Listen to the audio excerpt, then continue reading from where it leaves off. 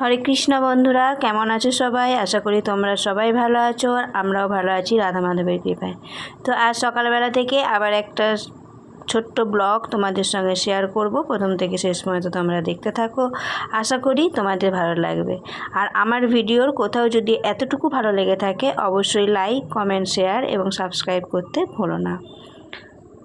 তো চলো তোমরা রাধা মাধবকে সকালবেলা দর্শন করো। তো আমার ভগবানের পূজা হয়ে গেছে। হরে কৃষ্ণ বন্ধুরা, তো আজ 11টা বেজে গেছে রান্না বসাতে, তো একটু দেরি হয়ে গেল আজকে। তো সবজি সব আমান্য করা হয়ে গেছে, ভগবানের অন্যান্য সমস্ত সেবা হয়ে গেছে। তো সব সেবা করে নিয়ে এখন এবার ধীরে সুস্থে ভগবানের ভোগ রান্না করব। তো আজ ভগবানের ভোগে হবে পটলের সবজি, আর হবে চিচিঙ্গা দিয়ে একটা, তিল দিয়ে একটা সবজি হবে, আর পাঁচমিশালি ডাল, আর আমড়ার চাটনি। ব্যাস এইটুকুই রান্না হবে আজকে। তো চলো এক এক করে আমি সমস্ত রান্নাগুলো করে নিই। তো এখানে এই যে শাক ভাজা বসিয়ে দিয়েছি, পুনকো শাক ভাজা হচ্ছে, আর একটা ওভেনে অন্নটা বসিয়ে দিয়েছি। তো শাকটা প্রথমে সিদ্ধ করে নিচ্ছি, তারপর ভেজে নেব।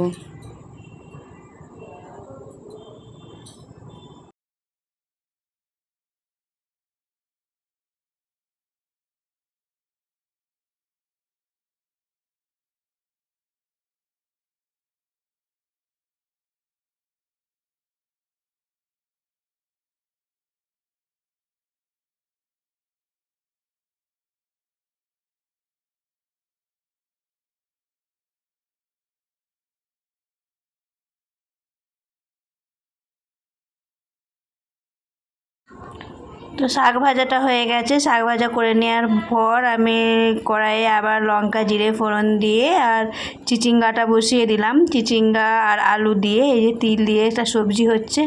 তো এই সবজিটাও আমার হয়ে গেছে। তো এটা নামিয়ে নেব, নামিয়ে নিয়ে আবার পটলের সবজিটা বসাবো।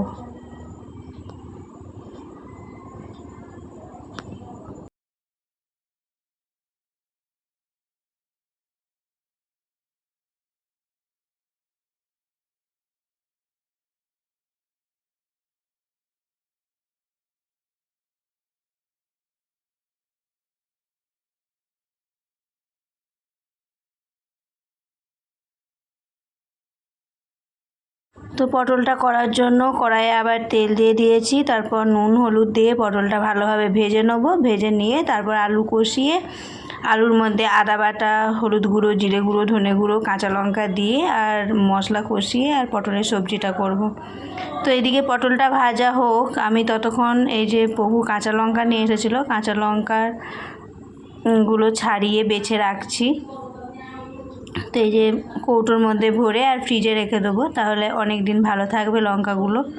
তো তার জন্য লঙ্কাগুলো বেছে নিলাম। আর এই যে একটু আমড়া কেটে নিচ্ছি, আমড়াগুলো ছাড়িয়ে আর ছুলে নিচ্ছি, আমড়ার চাটনি হবে।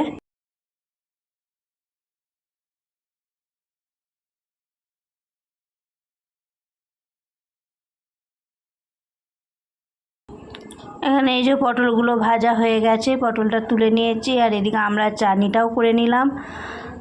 আর এখানে আলুগুলো কষিয়ে নিচ্ছি।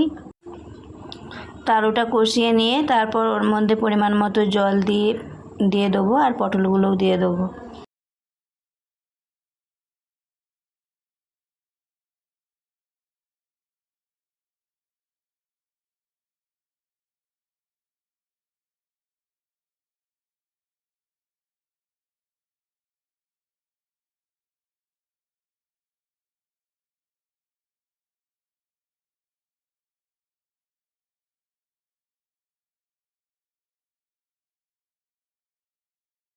তো পটলগুলো দিয়ে ভালোভাবে কষিয়ে নিয়ে আর পরিমাণ মতো জল দিয়ে এখন ঢাকা দিয়ে দেবো, আর অল্প আঁচে দিয়ে দেবো। আর এদিকে আবার কড়াইয়ে এখন গোল গোল করে আলু ভেজে নেবো। আলুগুলো নুন হলুদ মাখিয়ে রেখেছি, কড়ার মধ্যে তেল দিয়ে আর আলুগুলো ভেজে নেবো।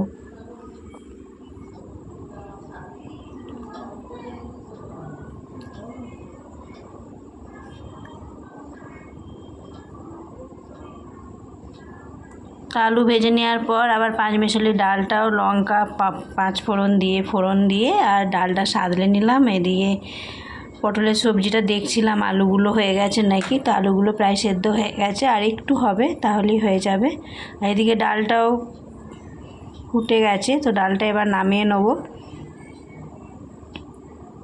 তাহলে আজকের মতো রান্নাবান্না সব হয়ে যাবে। এই যে রান্না কমপ্লিট করে নিয়ে ভগবানের জন্য অন্ন থালায় বেড়ে নিয়েছি।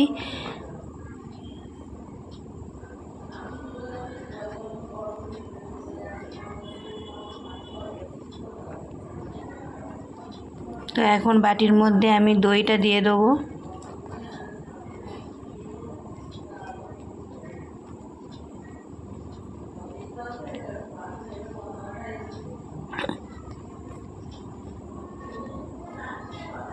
তো আজ ভগবানের ভোগে ছিল অন্ন, শাক ভাজা, চিচিঙ্গা দিয়ে তিল দিয়ে একটা সবজি, আলু ভাজা, পাঁচমেশালি ডাল, পটলের তরকারি, আর ছিল আমড়ার চাটনি, আর এক বাটি দই আর এক গ্লাস জল দিয়ে ভগবানের কাছে নিয়ে যাব।